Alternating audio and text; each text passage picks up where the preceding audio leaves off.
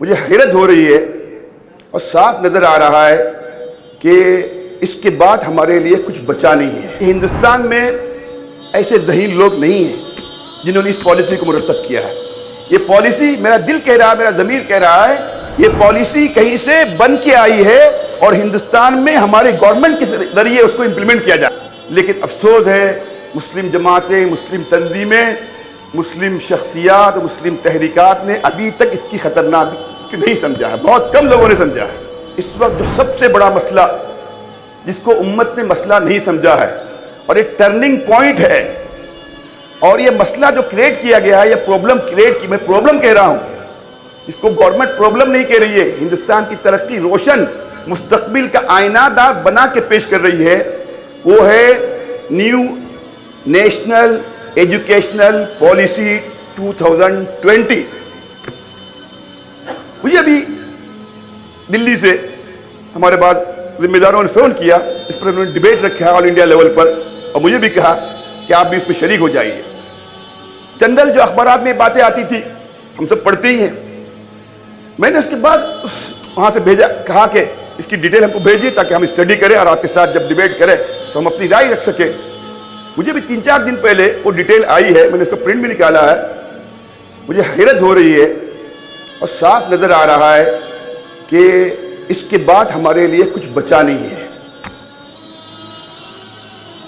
انہوں نے اس طرح تعلیم کا نقشہ پیش کیا، مزین فزین لہم الشیطان اعمالہم.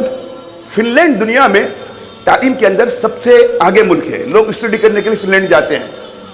سنگاپور بہت ہی بہترین ترقی یافتہ ملک ہے، لوگ جاتے ہیں. جاپان جاتے ہیں، ہم خود جا چکے ہیں جاپان، سنگاپور، یہ سب چیزیں دیکھ چکے ہیں، کوئی مسئلہ نہیں ہے. اب انہوں نے اس کو ماڈل بنا کر اس کے ریفرنس کے ساتھ ہندوستان کو بھی تعلیم میں اس طرح آگے بڑھانے کا انہوں نے پلان بنایا ہے. اس کے ساتھ جو ڈیٹیل اور کلوز آئے ہیں وہ ایسے حیرت انگیز ہیں. مسلمانوں کے تعلیمی اداروں کے تعلق سے، ہمارے مدرسوں کے تعلق سے، ہمارے بچوں کے تعلق سے، کم از کم بچہ جاہل سے intellectual, qualified, graduate, M S, M D, F R C S سب کچھ بن جائے گا. لیکن اس دوران تھوڑا تھوڑا کر کے ایمان سے دور ہوتا جائے گا اور آخر تک پہنچتے پہنچتے ملحد ہو جائے گا اور مرتد ہو جائے گا. منوادی جو تحریکیں ہیں بڑی پلان کے ساتھ، مجھے تو ایسا محسوس ہو رہا ہے کہ ہندوستان میں ایسے ذہین لوگ نہیں ہیں جنہوں نے اس پالیسی کو مرتب کیا ہے. یہ پالیسی، میرا دل کہہ رہا ہے، میرا ضمیر کہہ رہا ہے، یہ پالیسی کہیں سے بن کے آئی ہے اور ہندوستان میں ہمارے گورنمنٹ کے ذریعے اس کو امپلیمنٹ کیا جا رہا ہے. آپ کو معلوم ہے ہمارے جو دشمن کہے جاتے ہیں، حقیقت میں دشمن نہیں ہیں یہ لوگ، ان کو مسلمانوں سے نفرت نہیں ہے، الرجک ہم لوگوں سے نہیں ہے، ان کو الرجک اور ان کو دشمنی ہمارے اندر کے ایمانی جذبے سے ہے. ہماری داڑھی اور ٹوپی سے وہ خفا نہیں ہوتے. داڑھی ٹوپی کے ساتھ آپ دین کے سلسلے میں اندر اگر کوئی کمپرومائز کی صلاحیت رکھتے ہیں، ان کو داڑھی اور ٹوپی بھی گوارا ہے، لیکن اندر ایمانی جذبے کے ساتھ کلین شیو بھی ہے. وہ داڑھی اور ٹوپی والے پر وہ کلین شیو ان کے لیے بھاری ہے. ہمیں اس کی فکر کرنے کی ضرورت ہے. ہم خطرناک موڑ پہ پہنچ گئے ہیں اور یہ تعلیمی پالیسی جب لاگو ہوگی اس کا 90% ہو سکتا ہے لوگوں کی سمجھ میں نہ آئے، لیکن بحیثیت مسلمان اس تعلیمی پالیسی کا ہم جائزہ لیتے ہیں. بزرگوں اور دوستو، اس کے بعد ہمارے لیے کچھ نہیں بچے گا. لیکن افسوس ہے مسلم جماعتیں، مسلم تنظیمیں، مسلم شخصیات، مسلم تحریکات نے ابھی تک اس کی خطرناک نہیں سمجھا ہے. بہت کم لوگوں نے سمجھا ہے. افسوس اس بات کا ہے 29 جولائی 2020 کو یہ بل پارلیمنٹ میں پیش کیا گیا. مجھے افسوس ہے بات بات پہ اپوز کرنے والی ہماری پارٹیاں، ان کے پاس جب بل پیش کیا جاتا ہے کتنے دن پہلے، کتنے ہفتے پہلے، کتنے مہینے پہلے اس کی کاپی بھیجی جاتی ہے. آبجیکٹیو نوٹ، آپ کو آبجیکشن جو کرنا ہے کیجئے بول کے. اس موقع پر یہ سب خاموش رہے اور تماشا بنا کے انہوں نے جب بل پیش کیا جا رہا تھا ہلکی پھلکی جو ہے احتجاج کرنے کی کوشش کی. اس کے باوجود انہوں نے اس بل کو پاس کر لیا. یہ سیریسلی ہمارے حق میں اپوزیشن والے ہوتے، یہ ہم جن کو ووٹ دیتے ہیں وہ کم از کم اس کی خطرناکی سے ہمیں آگاہ کرتے. مسلم ممبران پارلیمنٹ ہیں، وہ وفادار کس کے ہیں؟ پارٹی کے ہیں، دین کے نہیں، اللہ کے نہیں، اللہ کے رسول کے نہیں. اس کی اسٹڈی ہونی چاہیے تھی.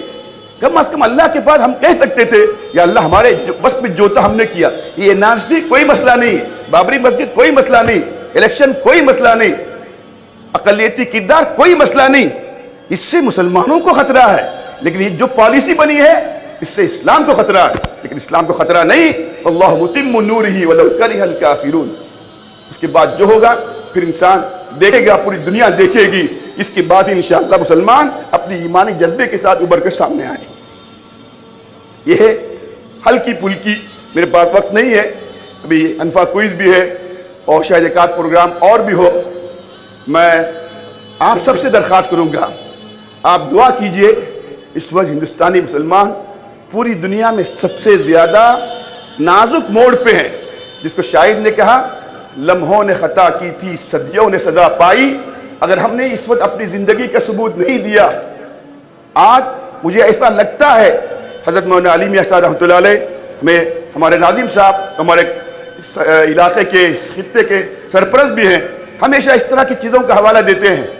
حضرت مولانا علی میاں صاحب رحمۃ اللہ علیہ نے آج سے 20 سال پہلے کہا تھا, کیا ہے, انہوں نے سرسوتی وندنا اسٹیٹ گورنمنٹ کی طرف سے ایک سرکولر آیا تھا, کہیں ایسا نہ ہو.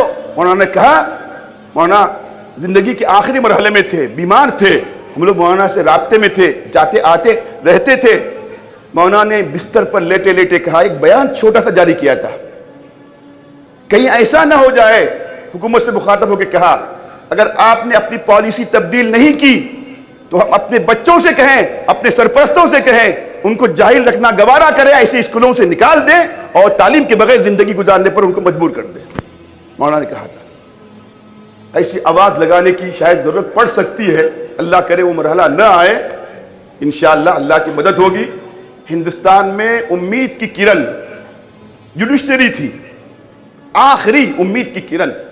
افسوس آج عدلیہ خود کہتی ہے کہ آپ صحیح کہہ رہے ہیں اور سامنے والا غلط کہہ رہا ہے, اور غلط کہنے والے کو سزا نہیں مل رہی ہے, اس کو انعام مل رہا ہے, اور صحیح کہنے والے کو سزا مل رہی ہے. اس کی تفصیل میں نہیں جاتا, ایک ہی ہمارے لیے حربہ رہ جاتا ہے, تدبیر رہ جاتی ہے. ہم سے جو ہو سکتا ہے ہم کریں, اسٹیٹ لیول پر, نیشنل لیول پر آواز اٹھائیں, اللہ کی مدد ہوگی. الذین جاہدوا فینا لنہدینہم سبلنا. اور ان سب کے ساتھ جو اصل چیز کی ضرورت ہے وہ اللہ کی رحمت کی اور اللہ کی مدد کی, اور اللہ کی مدد دعاؤں سے آتی ہے, مانگنے سے آتی ہے. کائنات مل کر کوئی سازش کرے, اللہ کا ایک حکم آ جائے گا اور سازشیں مٹ جائیں گی. اللہ چاہے گا سیکنڈوں کے اندر اس چیز ختم ہو جائے گی انشاءاللہ. اللہ کا وعدہ ہے. اس دین کو دین والوں کے ساتھ باقی رکھنا ہے تو ہمیں اللہ سے دعا کرنی چاہیے, اللہ ہمارے جیتے جی کم از کم ہمارے ملک میں اور اس دنیا میں اسلام پر کوئی ایسا مرحلہ نہ آئے جس سے ہمیں خون کے آنسو رونا پڑے. اللہ نہ کرے ایسا مرحلہ آئے, لیکن اس مرحلہ نہیں آئے گا. امت جگی ہوئی ہے, ہزار خرابیوں کے باوجود الحمدللہ ہندوستان کے مسلمان. میں مسجد میں بیٹھ کے گواہی دیتا ہوں, دنیا میں بہت جگہوں پر جانے کا موقع ملا, آج بھی جو دین کا جذبہ اس گئی گزری حالت میں بھی ہندوستانی مسلمانوں میں ہے, میں صاف کہتا ہوں کسی عرب ملک اور مسلم ملک میں نہیں ہے. اور یہی جذبہ ہمیں ایمان کے ساتھ زندہ رکھے ہوئے ہے. اسی جذبے کے ساتھ جب رہیں گے انشاءاللہ, اس ملک میں ایمان اور اسلام کی شناخت کے ساتھ اس ملک کے وفادار بن کر بھی انشاءاللہ ہم اسلام کی صحیح ترجمانی کرتے ہوئے اس ملک میں انشاءاللہ دنیا کو ایک نمونہ دکھائیں گے.